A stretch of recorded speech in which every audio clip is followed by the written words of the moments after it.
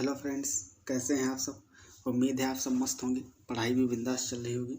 तो आज हम लोग BSc first year first semester में जो इनऑर्गेनिक केमिस्ट्री है, तो पीरियोडिक पेपर प्रॉपर्टीज हमारी यूनिट है, एक बहुत ही इम्पोर्टेंट है। इससे 3 से 4 क्वेश्चन, कभी कभी इससे ज़्यादा भी पूछ लिए जाते हैं, तो 5-6 क्वेश्चन भी पूछे जा सकते हैं मैक्सिमम। तो आज हम लोग जितने भी इम्पोर्टेंट क्वेश्चन हैं, लगभग 40 क्वेश्चन इम्पोर्टेंट एमसीक्यू डिस्कस करेंगे। पहला है, which of the following has smallest ionic radius. निम्न में से किसकी आयोनिक त्रिज्या सबसे कम है। ये देखिए, जितने भी हैं ये सब कौन से पीरियड के हैं, एक ही पीरियड के एलिमेंट्स दिए हुए हैं, एक ही आवर्त में आते हैं और ये सभी आइसो इलेक्ट्रॉनिक है। सोडियम का एटॉमिक नंबर होता है 11। सोडियम प्लस है, मतलब एक पॉजिटिव चार्ज का मतलब एक इलेक्ट्रॉन इसमें कम हो गया, तो इसका एटॉमिक नंबर है 11। एक इलेक्ट्रॉन कम हो गया तो कितने इलेक्ट्रॉन होंगे, 10। मैग्नीशियम का 12 होता है एटॉमिक नंबर, 2 इलेक्ट्रॉन निकल गए, कितना बचा, 10। एल्यूमिनियम का 13 होता है, 3 निकल गए इलेक्ट्रॉन, 10 बचा। और सिलिकॉन का 14 होता है, 4+ स्टेट में है, तो मतलब इसमें 10 इलेक्ट्रॉन होंगे। सब में 10 इलेक्ट्रॉन है, मतलब ये आइसो इलेक्ट्रॉनिक स्पीसीज है। अब इसका सीधा फंडा है, आइसो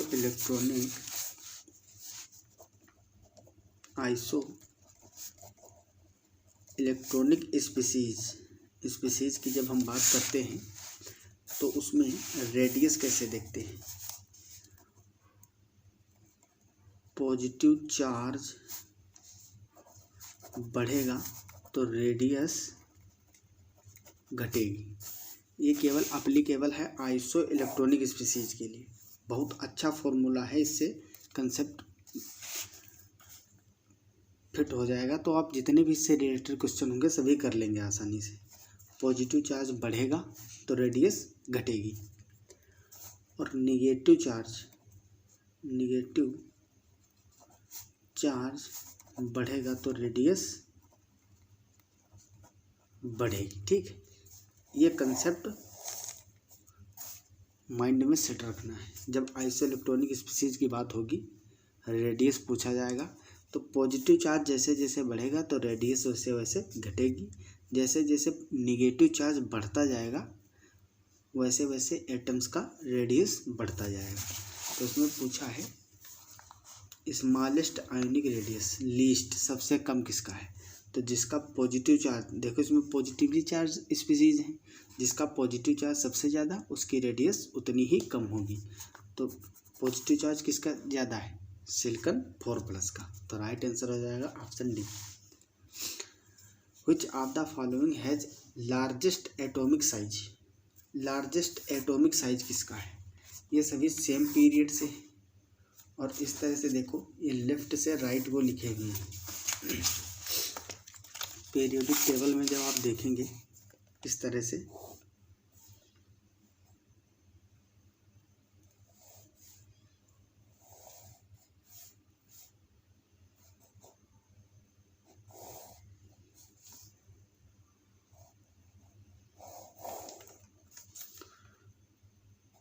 तो जो हमारा थर्ड ग्रुप है, थर्ड पीरियड, ठीक है, थर्ड पीरियड, इसी में सोडियम, मैग्नीशियम, एल्यूमिनियम और सिलिकॉन आते हैं थर्ड पीरियड में, मतलब सेम एक ही पीरियड में।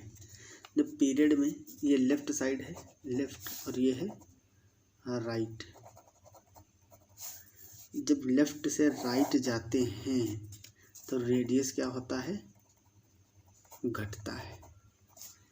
सीधा ये जो एक लाइनर कंसेप्ट है, इसको याद रखेंगे तो सारे क्वेश्चन आपके बनते जाएंगे। लेफ्ट से राइट जाएंगे जब पीरियोडिक टेबल में तो रेडियस घटता है। तो इसमें देखो सबसे बड़ा किसका होना चाहिए, सोडियम का, सबसे छोटा सिलिकॉन का, क्योंकि इधर बढ़ोगे जब तो स्मॉल होते जाएंगे, छोटे होते जाएंगे, रेडियस घटती जाएगी। तो इसमें क्वेश्चन ने पूछा है which of the following has largest atomic size, तो आंसर हो जाएगा sodium. The number of lone pair of electrons present on the central atom of जेनान tetrafluoride. जेनान tetrafluoride इस तरह से बनेगा, 4 फ्लोरीन लगे हैं जेनान से। ये है सेंट्रल एटम जिससे चारों फ्लोरीन जुड़े हुए हैं। अब देखो जेनान क्या है, इनर्ट गैस है, इसके पास 8 इलेक्ट्रॉन होते हैं वैलेंस शेल में। 4 इलेक्ट्रॉन से तो ये बॉन्डिंग कर लिया, बचे 4 इलेक्ट्रॉन्स, ठीक है। तो ये 2 लोन पेयर बचे इसके पास, कितने, 2 लोन पेयर। तो इसमें लोन पेयर पूछा है तो राइट आंसर हो जाएगा option C. Among the following which are paramagnetic molecules. Paramagnetic के लिए क्या बोले थे, पैरामैग्नेटिक के लिए जो इलेक्ट्रॉन्स हैं वो कैसे होने चाहिए, ऑड होने चाहिए। ऑड इलेक्ट्रॉन्स होंगे अगर जिस स्पीसीज में, वो कैसा होगा, पैरामैग्नेटिक। और डायामैग्नेटिक के लिए, डायामैग्नेटिक के लिए क्या होना चाहिए, इवन। अब इसमें आप देखोगे तो ऑड इलेक्ट्रॉन वाले मिलेंगे ही नहीं। 7 दूनी 14, क्लोरीन के 7 होते हैं इलेक्ट्रॉन, 2 नाइट्रोजन है, सॉरी नाइट्रोजन में, तो नाइट्रोजन 2 नाइट्रोजन में 14 होंगे, ऑक्सीजन में 16, बोरान में 10, ऑक्सीजन में 16, फ्लोरीन में 18, नाइट्रोजन में 14 और ऑक्सीजन में फिर से 16 और क्लोरीन में 34। ये क्लोरीन में 17 इलेक्ट्रॉन होते हैं। इस तरह से देखो जितने भी हैं सब इवन है। इवन मतलब सब डायामैग्नेटिक। लेकिन पूछा है पैरामैग्नेटिक मॉलिक्यूल कौन है, तो क्या कोई भी ऑप्शन नहीं सही है, ऐसा नहीं है। इसका कुछ एक्सेप्शन होता है। पैरामैग्नेटिक वो होते हैं जो ऑड इलेक्ट्रॉन वाली स्पीसीज हैं, लेकिन इसके कुछ एक्सेप्शन है। उस एक्सेप्शन में बोरॉन और ऑक्सीजन आते हैं। तो इसका राइट आंसर हो जाएगा option B is correct, boron and oxygen. जो मॉलिक्यूलर बोरॉन और ऑक्सीजन है, ये इसमें इलेक्ट्रॉन तो होते हैं इवन, लेकिन फिर भी ये कैसा होता है, पैरामैग्नेटिक। ये क्वेश्चन एक्सेप्शन वाले कुछ ज़्यादा ही पूछे जाते हैं केमिस्ट्री में। Which of the following elements has largest negative electron gain enthalpy? सबसे लार्जेस्ट इलेक्ट्रॉन गेन इंथैल्पी की बात की जाए, इलेक्ट्रॉन गेन इंथैल्पी क्या होती है, जब गैसियस एटम में एक इलेक्ट्रॉन को देने के लिए, ठीक है, एक इलेक्ट्रॉन को देने के लिए जो एनर्जी रिक्वायर होती है उसको बोलते हैं इलेक्ट्रॉन गेन इंथैल्पी। इलेक्ट्रॉन को गेन कर रहे हो तब जो इंथैल्पी रिलीज हो रही है एनर्जी, उसको बोलते हैं। तो ये देखो इनर्ट, अगर क्लोरीन, फ्लोरीन, ब्रोमीन, आयोडीन है, इनको एक एक इलेक्ट्रॉन दे दिया जाए तो इनका ऑक्टेट जो है पूरा हो जाएगा मात्र एक ही इलेक्ट्रॉन देने पे। इनके सबके बैलेंस सेल में 7 इलेक्ट्रॉन होते हैं। एक इलेक्ट्रॉन अगर दे दिया जाए बाहर से तो इनर्ट गैस जैसा इनका भी ऑक्टेट कंप्लीट हो जाएगा। तो एक ही इलेक्ट्रॉन की ज़रूरत है, मतलब इनकी बहुत ही ऋणात्मक, बहुत ही नेगेटिव इलेक्ट्रॉन गेन इंथैल्पी होती है। और इन सब में से सबसे ज़्यादा नेगेटिव इलेक्ट्रॉन गेन इंथैल्पी होती है क्लोरीन की। याद रखना, बहुत पूछता है question. Following ions order of radiuses, इसमें से रेडियस का ऑर्डर देखना है, ठीक है। तो रेडियस का ऑर्डर क्या बताए थे, ये सभी देखो कैसे हैं, आइसो इलेक्ट्रॉनिक। फ्लोरीन का एटॉमिक नंबर 9 होता है और एक माइनस लगा मतलब 10 इलेक्ट्रॉन। ऑक्सीजन का 8 होता है, 2 माइनस 8 to 10। सोडियम में 11 इलेक्ट्रॉन है, एक प्लस लगा निकल गया 10 बचे। इसका 12 है मैग्नीशियम का, 2 प्लस लगे, 2 इलेक्ट्रॉन निकल गए 12 में से, कितने बचे 10। मतलब ये सभी आइसो इलेक्ट्रॉनिक हैं। आइसो इलेक्ट्रॉनिक में मैंने बताया था जैसे जैसे निगेटिव चार्ज बढ़ेगा तो रेडियस बढ़ेगी और पॉजिटिव चार्ज बढ़ेगा तो रेडियस घटेगी। तो राइट आंसर बी हो जाएगा। सबसे ज़्यादा जिस पे निगेटिव चार्ज उसका आकार सबसे बड़ा, उसके बाद में एक माइनस वाला आएगा, फिर एक प्लस वाला, फिर जो सबसे ज़्यादा पॉजिटिव होगा वो सबसे छोटा होगा, उसकी रेडियस जो है सबसे छोटी होगी। ये केवल आइसो इलेक्ट्रॉनिक के लिए है, सम इलेक्ट्रॉनिक के लिए, ये भी याद रखना साथ में। और हर जगह नहीं अप्लाई होगा, वैसे हम पीरियड देखेंगे कहाँ पे। इन this following compounds which is amphoteric oxide, इनमें से एम्फोटेरिक कौन है, तो एम्फोटेरिक मेनली SnO2 होता है। और अगर यहाँ पे L2O3 मिल जाए, L2O3, इसको कोरंडम भी बोलते हैं, एल्युमिनियम ट्राइऑक्साइड भी बोलते हैं। ये जो है ये भी कैसा होता है, एम्फोटेरिक नेचर का होता है। क्वेश्चन नंबर 8, एल्युमिनियम का विकर्ण संबंध किससे है? तो ये आप लोगों को पता ही है, बेरिलियम से होता है विकर्ण संबंध। वही ये बेरिलियम है और इधर बोरॉन फैमिली में एल्युमिनियम आता है। तो जो इस तरह से विकर्ण बनाए गए थे, ठीक है, उसी को पूछा है किसके साथ है। तो बेरिलियम से आप लोग 9-10 से पढ़ते आ रहे हैं। Decreasing order of electron affinity of the elements is, electron affinity की डिक्रीजिंग ऑर्डर पूछा है। तो सबसे ज़्यादा क्लोरीन का होता है, फिर फ्लोरीन का। देखो ये मेनली होता है क्या, नीचे से ऊपर जाने पर पीरियोडिक टेबल में, ये पीरियोडिक टेबल है, जब नीचे से ऊपर जाओगे तो इलेक्ट्रॉन एफिनिटी बढ़ती है। Fluorine, chlorine, bromine, iodine. तो ऊपर जाओगे तो इलेक्ट्रॉन गेन एंथैल्पी, जो इलेक्ट्रॉन एफिनिटी है, इलेक्ट्रॉन एफिनिटी ऊपर चलने पे बढ़ती है। लेकिन एक्सेप्शन होता है क्लोरीन, क्लोरीन एक्सेप्शन होता है, इसकी फ्लोरीन से भी ज़्यादा होती है। तो बाकी सब सीक्वेंस वही रहेगा, बस क्लोरीन फ्लोरीन को बदलना है, क्लोरीन ऊपर करो फ्लोरीन नीचे, बाकी सीक्वेंस वही रहेगा, ठीक है। तो इसका राइट आंसर क्या हो जाएगा, ऑप्शन सी इज करेक्ट। सबसे ज़्यादा क्लोरीन की, देन फ्लोरीन, फिर ब्रोमीन एंड आयोडीन।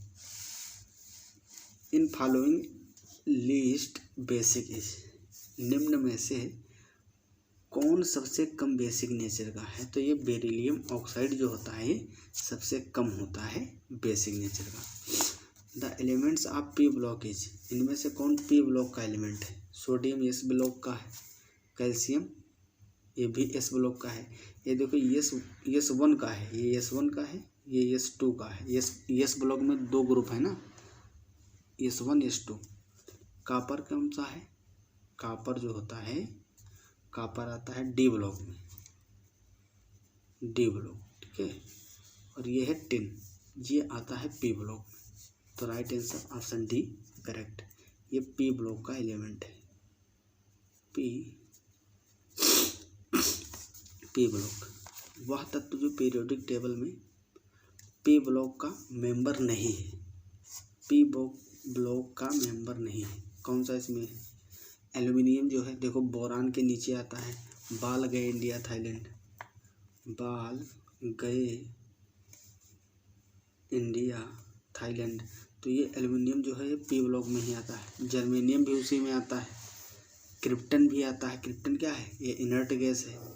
टाइटेनियम जो है, टाइटेनियम एक मेटल है जो कि डी ब्लॉक में आता है, ये पी ब्लॉक में नहीं आता है, ठीक है। वेनेडियम, टाइटेनियम, ठीक है, ये सब पढ़े होंगे आप लोग। स्कैंडियम, फिर टाइटेनियम, फिर वेनेडियम, मैग्नीज, जिंक, ये सब डी ब्लॉक के एलिमेंट्स।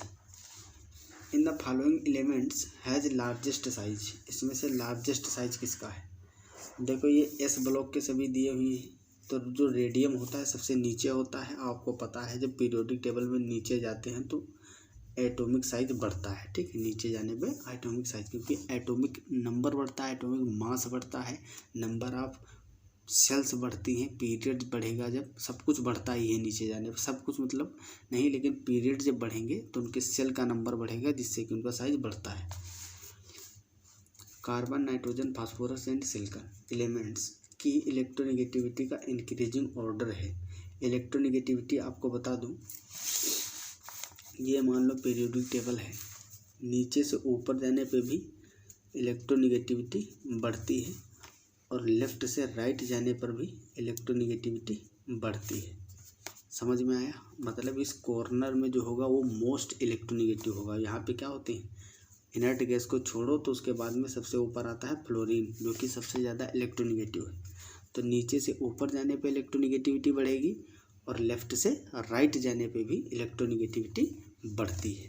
तो इसमें देखो ऑर्डर क्या है, कार्बन, नाइट्रोजन, सिलिकॉन, फास्फोरस। अब देखो अच्छे से गौर करके देखो, कार्बन ठीक है, कार्बन की सबसे ज़्यादा होती है?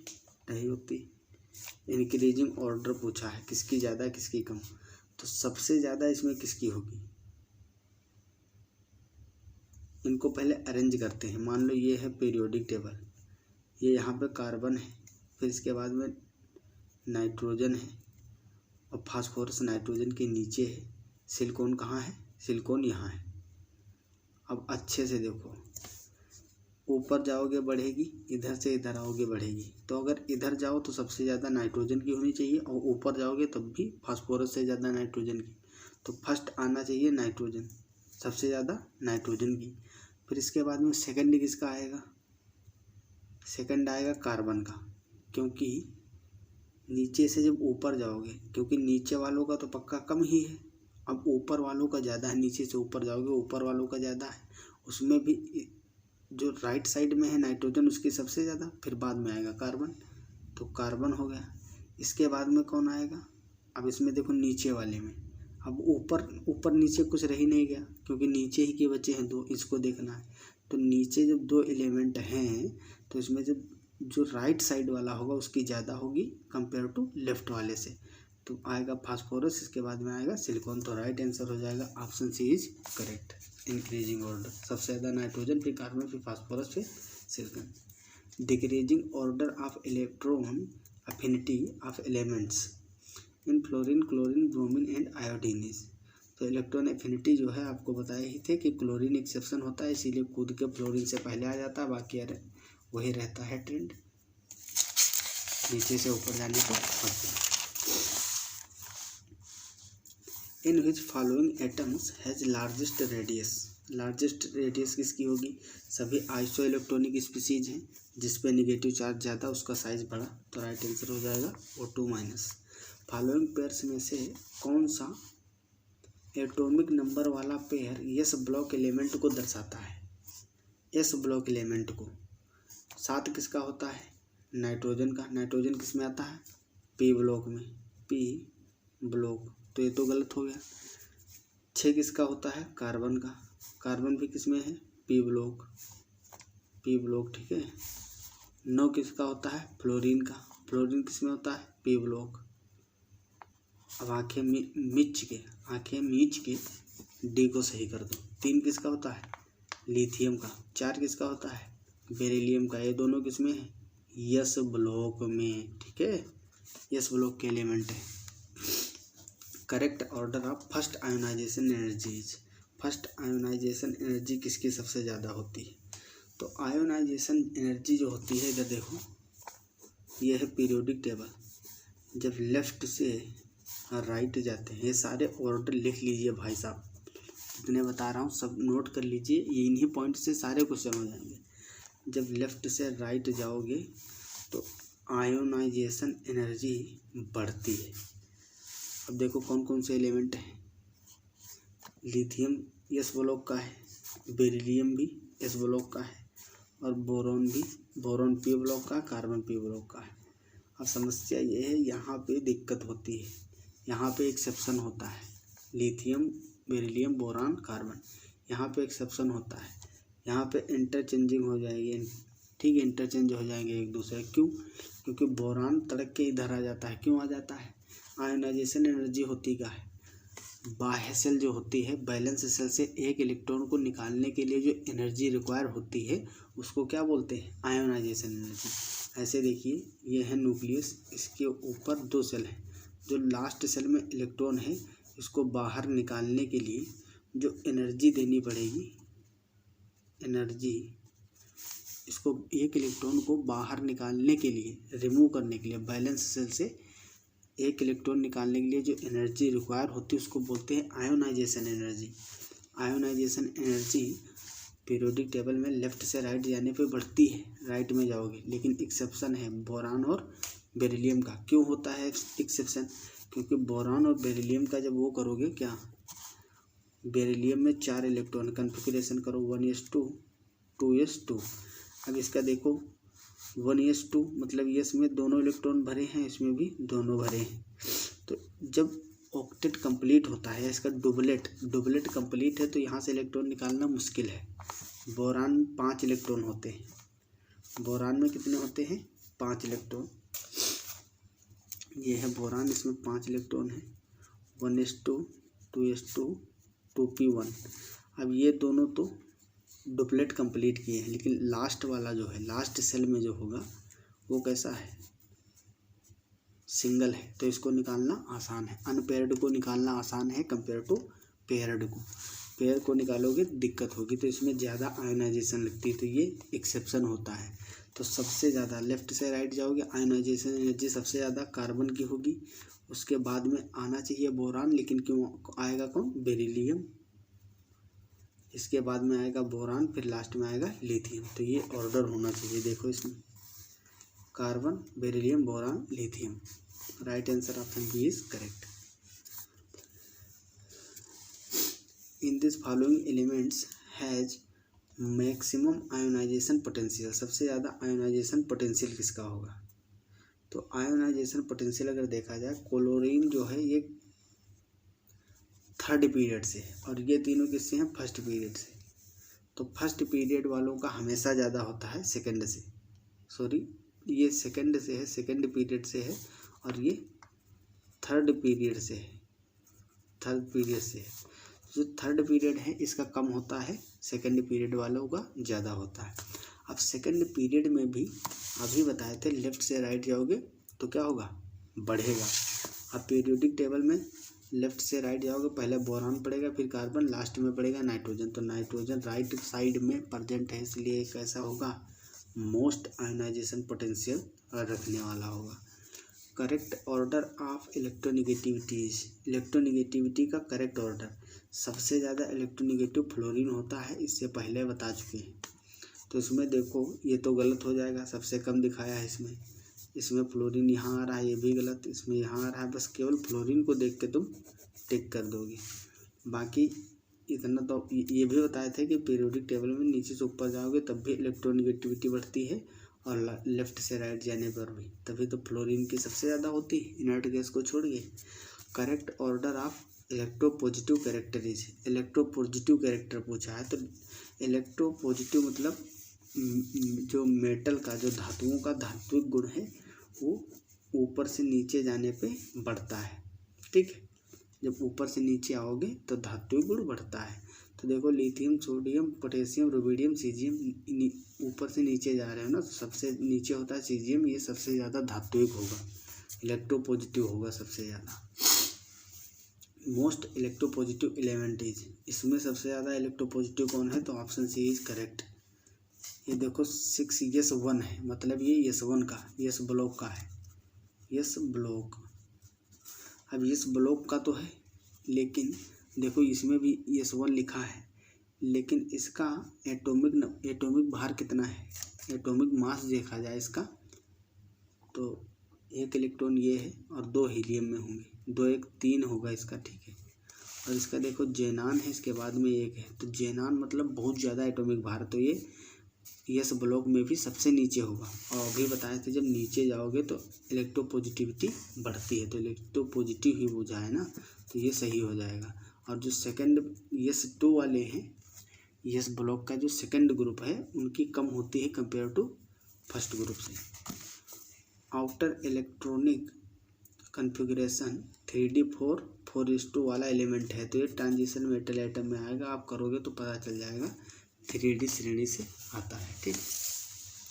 ट्रांजिशन मेटल आइटम में 3D 4D 5D श्रेणियाँ होती है ना, 3। CU Z equal to, Z क्या है? एटॉमिक नंबर दिया हुआ है 29 एलिमेंट होगा। तो आपको पता ही है जो कॉपर है ये क्या है? D ब्लॉक का एलिमेंट होता है, जो कि मेटल है, transition metal. Most electropositive atom is, इसमें से सबसे ज़्यादा, सॉरी इलेक्ट्रोनिगेटिव पूछा है, तो ये तो सबसे ज़्यादा फ्लोरीन ही होता है। In which the following has large size. Large size किसका होगा? अगर लार्ज साइज की बात की जाए तो जिसपे निगेटिव चार्ज मैक्सिमम होता है वो कैसा होता है? लार्ज साइज होता है उसका, क्योंकि सेम एक ही पीरियड से है, पीरियड सेम है, मतलब सेल की संख्या सेम होगी, जिसमें ज़्यादा इलेक्ट्रॉन होंगे उसमें वो देखो ऐसे देखो, ये है पॉजिटिव चार्ज, इस तरह से इसमें क्या है? सेल्स बनी हुई है। मान लो इसमें 5 इलेक्ट्रॉन है तो दो यहाँ पे रख दो और 3 यहाँ पे, ठीक है। तो जब 5 इलेक्ट्रॉन होंगे तो इसमें कितने होंगे? जो प्रोटॉन होंगे वो भी कितने होंगे? मान लो 5 होंगे। अब कार्बन C4+ की बात करें तो कार्बन में 6 इलेक्ट्रॉन है और 6 ही प्रोटॉन है, लेकिन 4+ इलेक्ट्रॉन कितने हो जाएंगे? 6 होते हैं, 4 माइनस है, मतलब 4 इलेक्ट्रॉन एक्स्ट्रा, 6 4 10 इलेक्ट्रॉन होंगे, लेकिन प्रोटॉन तो बढ़ा है नहीं, केवल इलेक्ट्रॉन बढ़ा है। प्रोटॉन 6 ही होंगे, इलेक्ट्रॉन 10 हैं, तो प्रोटॉन है इसमें 6 और इलेक्ट्रॉन कितने हुए 10। 1 2 3 4 5, देखो 2 2 2 4 2 6 2 8 और 2 10 इलेक्ट्रॉन।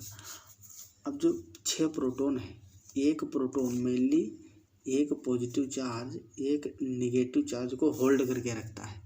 इसमें प्रोटॉन कम है, इलेक्ट्रॉन ज़्यादा हो गए, तो होल्ड करके कम रख पाएंगे, खींच नहीं पाएंगे। अब 6 प्रोटॉन होंगे तो 1 2 3 4 5 6 इलेक्ट्रॉनों को खींच के रखेंगे, बाकी तो फ्री रहेंगे सेल्स में। तो ये क्या करेंगे, इनमें खिंचाव नहीं आएगा, तो इनका आकार बड़ा रहेगा, छोटा नहीं होगा, ठीक है, कॉन्ट्रैक्ट नहीं करेगा। तो इस कारण से जो है, जो ज़्यादा निगेटिव चार्ज वाला होगा मतलब उसमें इलेक्ट्रॉनों की संख्या ज़्यादा होगी। जब निगेटिव चार्ज क्या बताता है, इलेक्ट्रॉन ज़्यादा है, लेकिन ये तो नहीं बताता है कि प्रोटॉन ज़्यादा है। प्रोटॉन जितने थे उतने ही हैं, इलेक्ट्रॉन बढ़ा दिए तो जो अट्रैक्शन लगना चाहिए उस पर उतना नहीं लगता है। मोस्ट आयोनाइजेशन एनर्जी वाला एलिमेंट है। तो आयोनाइजेशन एनर्जी क्या बताए थे अभी, इस तरह से न्यूक्लियस है, बाहर जो बाह्य सेल होती है उसके इलेक्ट्रॉन को बाहर निकालने के लिए जो एनर्जी रिक्वायर होती है, एनर्जी, ठीक है, उसको बोलते हैं आयोनाइजेशन एनर्जी। तो लास्ट सेल से इलेक्ट्रॉन निकालना किस में कठिन होगा, हीलियम में ही होगा ना। हीलियम में 2 इलेक्ट्रॉन है मात्र, 1s2 बनाता है और 2 भी इसका डुबलेट है पूरा। तो इस ब्लॉक से निकालना इलेक्ट्रॉनों को बहुत ही मुश्किल है, इतना मुश्किल और कोई काम नहीं है पूरी केमिस्ट्री। 1s2 कन्फिग्रेशन वाला एलिमेंट प्रेजेंट होगा, 1s2, देखो यही हीलियम को पूछा है ना, ये 1s2, तो ये किस में होगा, पी ब्लॉक में। अब बच्चे यस देख के किस में लगा देते हैं, यस ब्लॉक में, जबकि ये गलत है। 1s2 हीलियम का होता है, तो ये पी ब्लॉक में। देखो हीलियम क्या है, हीलियम अपवाद है ना, अगर देखा जाए ऑक्टेट का भी अपवाद है, क्योंकि इसमें डुप्लेट कंप्लीट होता है। एक तत्व में अंतिम इलेक्ट्रॉन, लास्ट इलेक्ट्रॉन के लिए चारों क्वांटम नंबर के मान दिए हैं। n इजिकल टू, एन क्या होता है, क्वांटम नंबर है 5, एजीम्यूथल क्वांटम नंबर 1 और m इजिकल टू -1 है, और s जो है ये दिया -12। तो ये कहाँ से आएगा, देखो n इजिकल टू 5 है, मतलब 5 लिख दो तुम। l इजिकल टू 1, देखो l के मान अगर बताएं हम आपको, तो l का मान s के लिए होता है 0, p के लिए होता है 1, d के लिए होता है 2 और f के लिए होता है 3। तो l का मान 1 दिया है, मतलब ये p होगा, तो d होगा, 5p हो जाएगा। n इजिकल टू 5 दिया है, ये क्या होता है, पीरियड को इंडिकेट करता है। और l इजिकल टू क्या है, s के लिए 0, p के लिए 1, d के लिए 2, f के लिए 3 होता है। तो l दिया है 1, मतलब p होगा ना, तो 5p। अब 5p किस में आएगा, p आ गया ना, p ब्लॉक आंतरिक संक्रमण तत्व या संक्रमण तत्व या क्षारीय धातुएं, ये सब धातुएं हैं। संक्रमण तत्व भी क्या है, डी ब्लॉक एलिमेंट, मतलब धातुएं। जो अक्करी गैसें हैं उसमें 5p मिलेगा, जो इनर्ट गैसेस होती हैं वो p ब्लॉक में रखी होती हैं। Following iso electronic ions, iso electronic को हिंदी में सम इलेक्ट्रॉनिक भी बोलते हैं, में से सबसे छोटा आयन है। इसमें सबसे छोटा कौन होगा, बताए थे ना, ये आइसो इलेक्ट्रॉनिक है। जब पॉजिटिव चार्ज बढ़ेगा तो रेडियस घटेगा, तो सबसे ज़्यादा पॉजिटिव चार्ज मतलब ये सबसे ज़्यादा छोटा होगा, और छोटा ही पूछा है। मोस्ट आयोनाइजेशन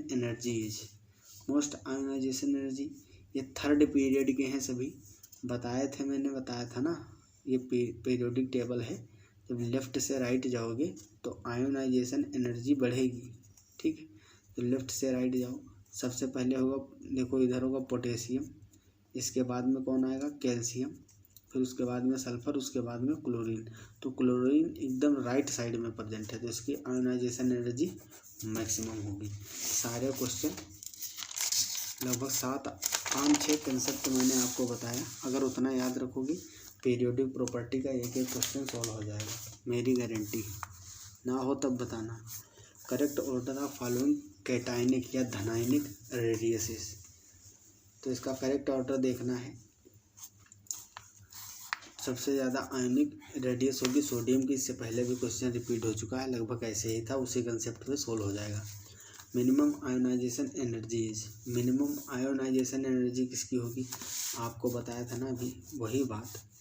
लेफ्ट से राइट जाओगे आयोनाइजेशन एनर्जी बढ़ेगी, ऊपर से नीचे जाओगे, सॉरी नीचे से ऊपर जाओगे फिर भी आयोनाइजेशन एनर्जी बढ़ेगी। अब देखो इधर बात किसकी की है? आयोनाइजेशन एनर्जी में आयोडीन है, सोडियम, सीजियम और सल्फर, ठीक है, इनकी बात करते हैं। अब इधर जो होंगी राइट साइड में वो तो मैक्सिमम होगा, लेकिन इसमें पूछा है मिनिमम आयोनाइजेशन एनर्जी। तो जो लेफ्ट में हो उनको देखते हैं, जो लेफ्ट वाले हैं। I2 और यस ये राइट साइड में है P ब्लॉक में, और ये दो कैसे हैं? यस ब्लॉक वाले। अब इसमें भी सोडियम ऊपर आता है, सीजियम नीचे। तो नीचे से ऊपर जाने पे बढ़ता है, मतलब नीचे घटता है, तो सबसे कम होगा सीजियम का। Right answer option C is correct. बस कंसेप्चुअल चीज़ें हैं, केमिस्ट्री भी कंसेप्ट मांगती है, जिसका कंसेप्ट फिट है वो आराम से क्वेश्चन कर लेगा। Correct order of anionic radius. तो ये सब देखो, जिसमें ज़्यादा नेगेटिव चार्ज होगा और पीरियड भी ज़्यादा। अब देखो सल्फर और ऑक्सीजन में नेगेटिव चार्ज बराबर है, लेकिन फिर भी ऑर्डर यही सही है। क्यों? क्योंकि ओस से टी पो।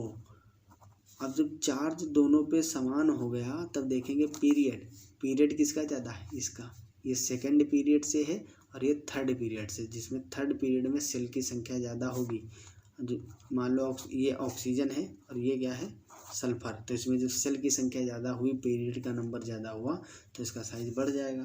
तो सबसे ज़्यादा होगा सल्फर का, फिर क्लोरीन का, फिर इसका। अब क्लोरीन भी किस में आता है? थर्ड वाले पीरियड में ही आएगा, तो इसका भी इससे ज़्यादा होता है। ये दोनों फर्स्ट से हैं, इस तरह का कॉम्बिनेशन है ओस फक्कल, ठीक है। अब इसमें पूछा है तो सबसे ज़्यादा होगा किसका? सल्फर का, समझ रहे हो ना। फिर होगा क्लोरीन का, फिर होगा ऑक्सीजन का, फिर होगा फ्लोरीन का। आप कह रहे होगे कि सल्फर का ज़्यादा क्यों है क्लोरीन से? सल्फर का ज़्यादा क्लोरीन से इसलिए है क्योंकि इस पर 2 माइनस है, इस पर 1 माइनस है।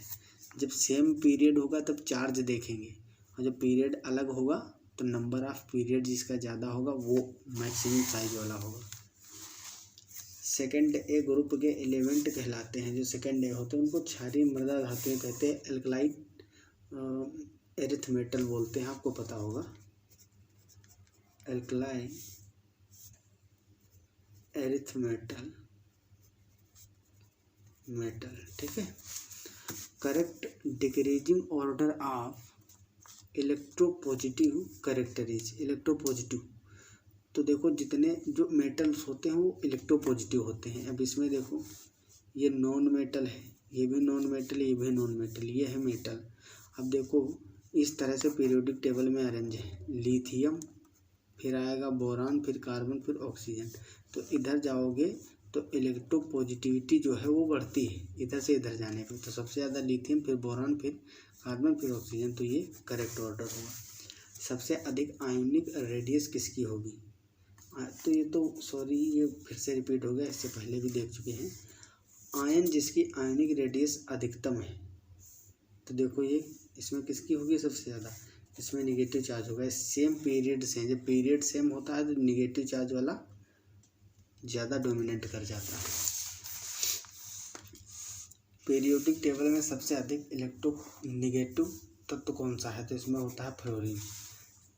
न्यूट्रल ऑक्साइड है, कार्बन मोनोऑक्साइड, कार्बन डाइऑक्साइड, ये कैसे होते हैं? सॉरी ये कार्बन मोनोऑक्साइड जो है ये न्यूट्रल होता है, और कार्बन डाइऑक्साइड जो होता है ये एसिडिक होता है। कैसा होता है? एसिडिक। क्योंकि जब COOH ये क्या है? Carboxylic acid. क्या है? कार्बोक्सिलिक